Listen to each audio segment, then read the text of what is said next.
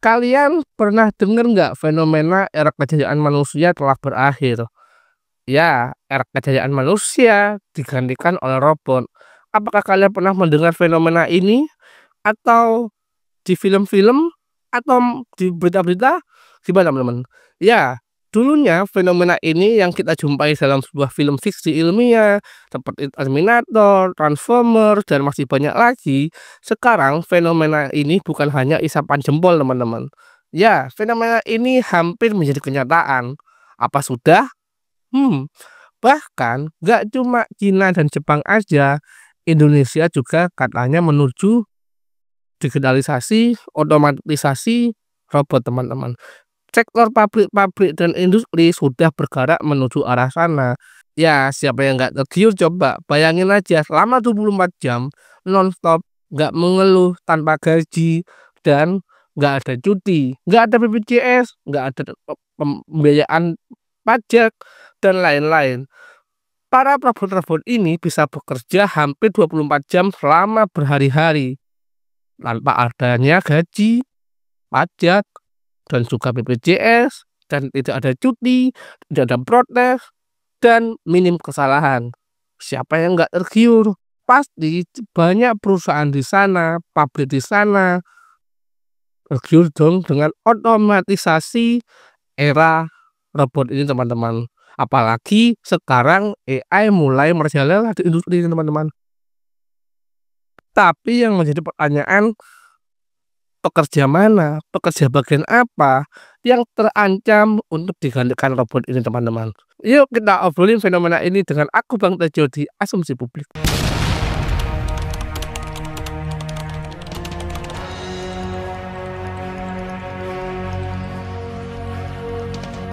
Istilah ini bisa dikenal dengan istilah dark factory. Apa itu sebuah dark factory?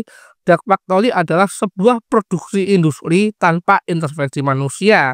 Ya, semuanya full otomatis tanpa keterlibatan intervensi manusia. Ngeri nggak tuh teman-teman? Dan ini bukan cuma sekedar tagline media ya, ini bukan sekedar fiksi ilmiah ya. Sekarang sudah ada contohnya di perusahaan Cina, seperti contohnya adalah Xiaomi. Xiaomi bisa memproduksi 10 juta unit per harinya dengan pabrik seluas 81.000 meter persegi tanpa keterlibatan banyak manusia. Minim keterlibatan manusia. Kebanyakan menggunakan otomatisasi atau dark factory ini teman-teman. Beberapa perusahaan di Jepang juga sudah melakukan industri ini teman-teman. Contohnya adalah Fanuc, VANUC, produksi nonstop 30 hari tanpa satupun manusia. Bahkan Siemens, sistem aplikasi AI tingkatkan kualitas 99,99% tanpa keterlibatan manusia teman-teman. Kalau kita ibaratkan zaman dulu untuk membuat sebuah produk itu butuh 10 orang katakanlah. Dan 10 orang ini hanya bisa memproduksi 10 produk dalam 1 bulan. Tapi dengan adanya AI dan otomatisasi ini itu nggak memerlukan orang sama sekali. Mungkin memerlukan operator yang jumlahnya mungkin 1 atau 2 operator dan mengawas. Dan sisanya full otomatis teman-teman, tanpa gaji dan tanpa minim kesalahan teman-teman. Apakah ini menjadi masa depan cerah bagi dunia industri? Lantas bagaimana ya dengan orang-orang yang masih terpaku dan masih bergantung pada pekerjaan di sektor ini teman-teman? Kalau zaman dulu butuh 10 orang buat rakit 1 mesin, sekarang cukup 1 teknisi pantau 20 robot. Produktivitas naik, tenaga kerja disingkirkan ya seperti yang bilang tadi. Dan dengan adanya fenomena ini, pengangguran tidak terhindarkan teman-teman. Pengangguran masif akan menjadi masalah di masa depan. Dan menurut studi McKinsey, 23 juta pekerjaan di Asia Tenggara terutama, beresiko hilang karena otomatisasi pada tahun 2030 teman-teman. Ini menurut studi McKinsey. Dan sektor manufaktur paling terdampak, menurut studi Cina, 77% pekerjaan pabrik bisa digantikan mesin. Ya ini masuk akal sih. Otomatis Sebuah pekerjaan di sektor produksi yang sifatnya praktis ya, yang sifatnya hanya ter-SOP, itu 77% pasti digantikan oleh mesin, teman-teman. Kalau dulu kita takut saingan sama TKA, sekarang lawannya bukan manusia, tapi mesin. Contohnya, Real Foxconn pecat 60.000 karyawan setelah otomatisasi. Gimana dengan Indonesia? Negara dengan bonus demografi besar, apakah akan ada PHK massal di masa depan? Apakah hal ini bisa dihindarkan, teman-teman? Di Indonesia juga ada contohnya, teman-teman. PT Astra dan Semen Indonesia, Krakatau Steel, mulai pakai sistem smart factory ini.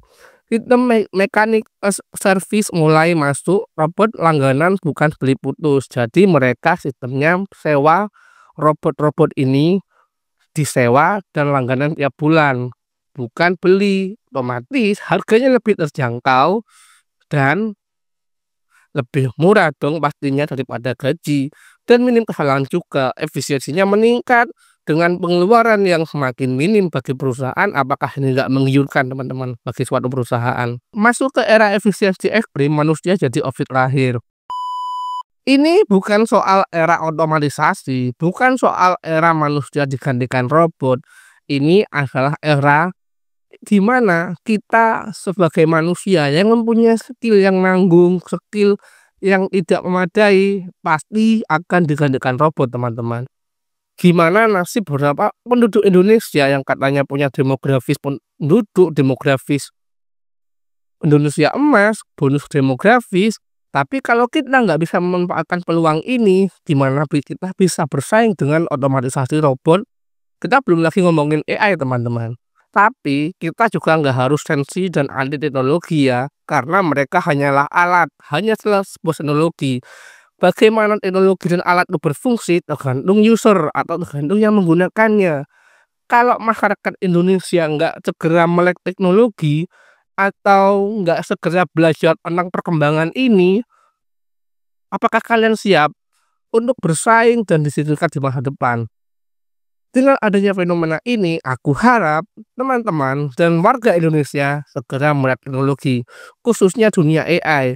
Harusnya kita semua udah terbiasa dengan AI, from AI, kita sudah terbiasa menggunakan perangkat elektronik, kita sudah terbiasa menggunakan sebuah program entah dari handphone ataupun dari komputer. Saat ini, sekarang di lingkunganku sendiri, generasiku, generasi bawahku, kalau di kabupaten itu masih banyak, hampir 70% yang menurutku kurang melek teknologi. Mereka menggunakan handphone mereka hanya digunakan untuk bersosmed aja, nggak ada keperluan untuk mengulik lebih jauh tentang AI, tentang informasi yang baru, bahkan tentang pengetahuan-pengetahuan baru. Mereka hanya menggunakan handphone mereka hanya platform bersosial aja, bersosial media, entertain, scroll-scroll TikTok, cari hiburan aja. Kuharap dengan adanya fenomena ini membuat kalian semakin sadar pentingnya akan pengetahuan digital, terutama khususnya AI. Kita nggak harus jago coding kok. Yang kita harus punyai adalah inisiatif dan preferensi. AI dan manusia yang membedakan adalah inisiatif, teman-teman. Robot dan AI walaupun dia pinter, gampang mengerjakan sesuatu, tapi dia nggak mempunyai inisiatif, teman-teman. Itulah yang dipunyai kita, yang dipunyai manusia. Manusia mempunyai sisi inisiatif, sisi untuk bergerak dulu, niat, teman-teman. Kita mempunyai niat akan menuju kemana, akan diapakan, akan menjadi apa. Itulah manusia. Sedangkan AI dan robot itu nggak punya sisi itu, teman-teman. Kalau kita punya niat dan punya inisiatif yang tinggi, kita bisa memanfaatkan platform tersebut. AI zaman sekarang udah banyak, mulai GPT, Gemini, Meta AI, dan masih banyak lagi. Kita bisa menggunakan beberapa platform AI gratisan untuk kepentingan kita, untuk inisiatif kita, teman-teman. Dan alangkah baiknya jika kalian semua mulai belajar tentang AI ini, karena industri ke depannya pasti nggak tertolong, teman-teman. Karena era kejayaan manusia dan digeser robot ini bukan sekedar film saat ini, teman-teman. Banyak perusahaan asing dan lokal sudah menerapkan sistem dark factory ini. Ya, seperti yang tak bilang tadi, PT Astra sudah melalui sistem sewa robot, PT Krakatau, Siemens Indonesia. Kalau di Cina udah banyak lagi, nggak cuma Xiaomi aja. Ini masalah waktu, kita cuma nunggu waktu aja. Sampai saatnya kita akan digantikan robot. Tapi ingat, robot dan AI tidak mempunyai kreativitas dan inisiatif. Karena yang membangun kreativitas adalah inisiatif, teman-teman. Inisiatif adalah niat. Itulah yang dimiliki manusia. Dan nggak cuma di Indonesia, China ataupun Jepang. Di daerah India ini juga ada dampaknya, teman-teman. Di Bangladesh sendiri, industri garmen menurun 31%. Kebutuhan tenaga kerja manusianya.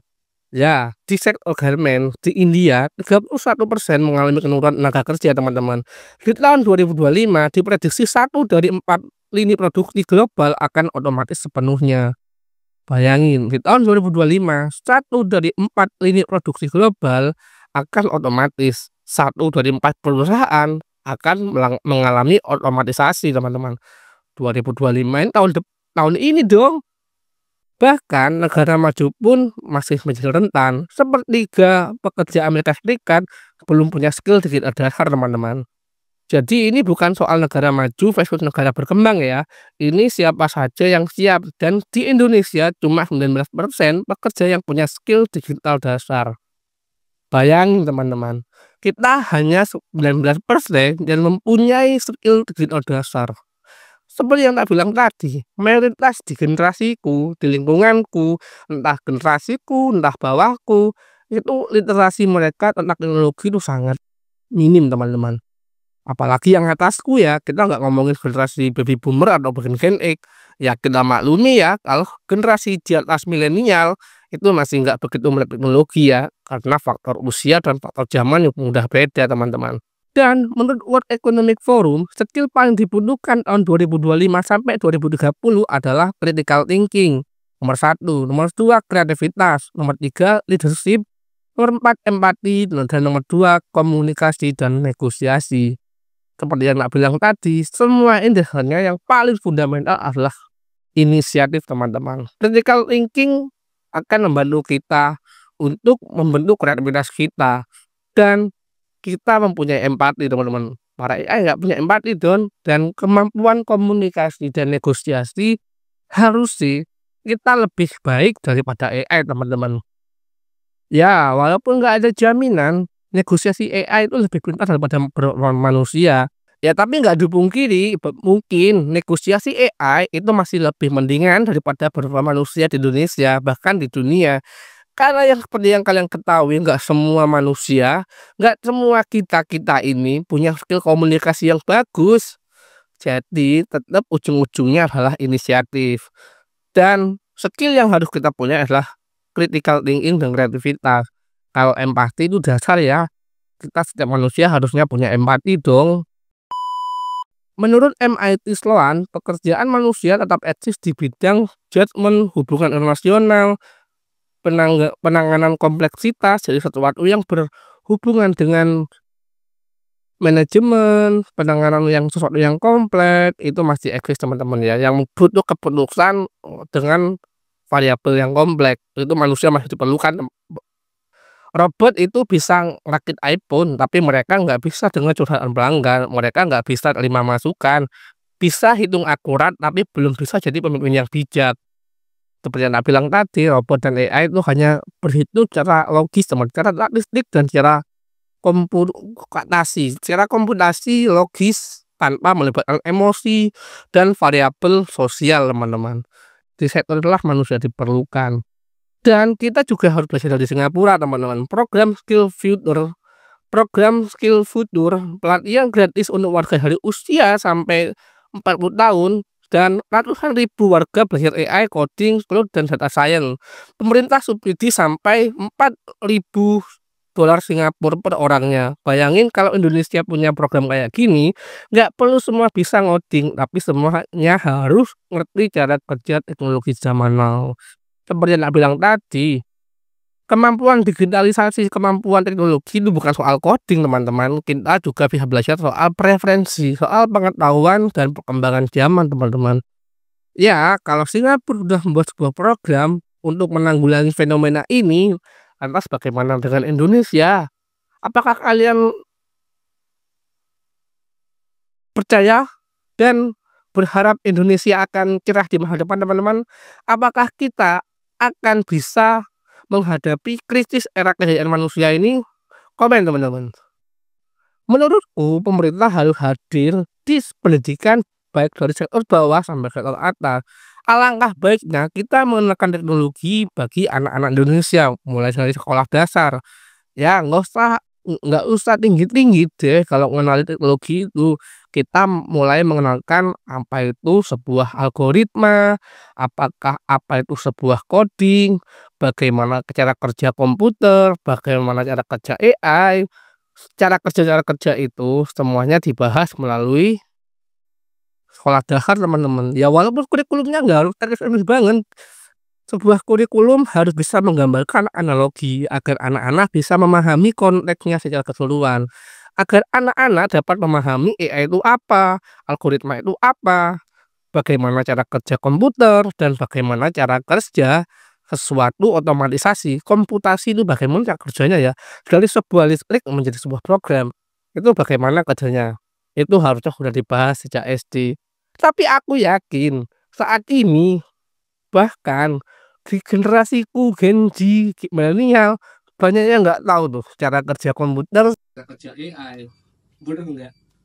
Mungkin gitu dulu video ini dan jadikan ini sebagai renungan teman-teman. Teruslah belajar dan pertajam literatur kalian tentang dunia digital, tentang teknologi. Dan aku bakal coba pamit undur diri dan bijak dalam bersosmed dan bye bye.